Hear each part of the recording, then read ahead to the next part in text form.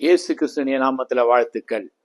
இயேசு கிறிஸ்துவை சுற்றி இருந்த அந்த மெல்லிய துணியை குறித்ததான ஒரு சமீபத்துல வந்த செய்தி. என்ன செய்தி வந்திருக்கிறது?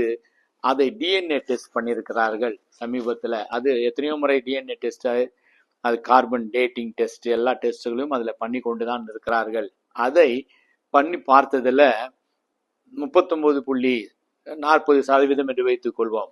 அது இந்தியர்களுடைய மரபணு டிஎன்ஏ.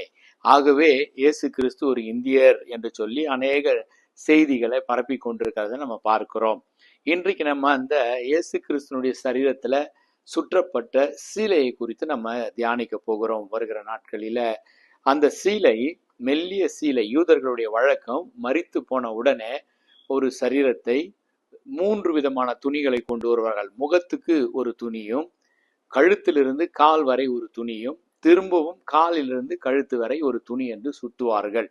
கழுத்துக்கு அப்படி சுத்தும் போது முகத்துல தைலங்களை எல்லாம் போட்டு இந்த காரியத்தை யோசேப் என்கிற சீஷன் செய்தான் என்று மத்தேயு 27:57 அந்த பகுதியில நம்ம வாசிக்கிறோம். அந்த சரீரம் கல்லறையில வைக்கப்பட்டு ஒரு பெரிய கல்லால மூடப்பட்டது.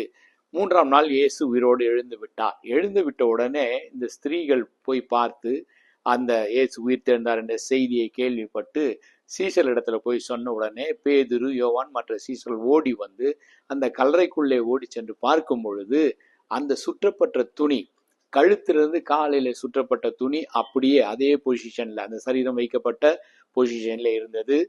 தலையில சுற்றப்பட்ட துணி மாத்திரம் சீராக, ஒழுங்காக, கிரமமாக மடித்து வைக்கப்பட்டிருந்தது என்று நம்ம பார்க்கிறோம். வேதத்துல யோவான் 20:7 இப்படியாக இந்த காரியம், யோவான் 20:7 இந்த காரியம் உங்களுக்கு குறிக்கப்பட்டிருக்கிறது. ஆகவே இந்த சீலையை அவர் ஏன் மடித்து வைத்தார்? அந்த மடித்து வைத்தனுடைய ஆவிக்குரிய அர்த்தம் என்ன என்பதை இன்றைக்கு பார்க்க போகிறோம். அறிவியல் ரீதியான காரியங்களை நாளைக்கு நம்ம சிந்திப்போம். சுற்றி வைக்கப்பட்ட நோக்கம், யூதர்களுடைய முறைமைப்படி விருந்து சாப்பிடுகிற சீஃப் கெஸ்ட், முக்கியமான விருந்தாளி சாப்பிடும் பொழுது எழுந்து சென்று திரும்பவும் வந்து உட்கார வேண்டும் என்று சொன்னால் அதனுடைய அடையாளமாக அவருக்கு கொடுக்கப்பட்ட அந்த துணியை மடித்து வைத்து விட்டு போவார். அல்லது விருந்து முடிந்து விட்டது என்று சொன்னால் அந்த விருந்து முடிந்து விட்டது துணியை அப்படியே போட்டு விட்டு போவார்.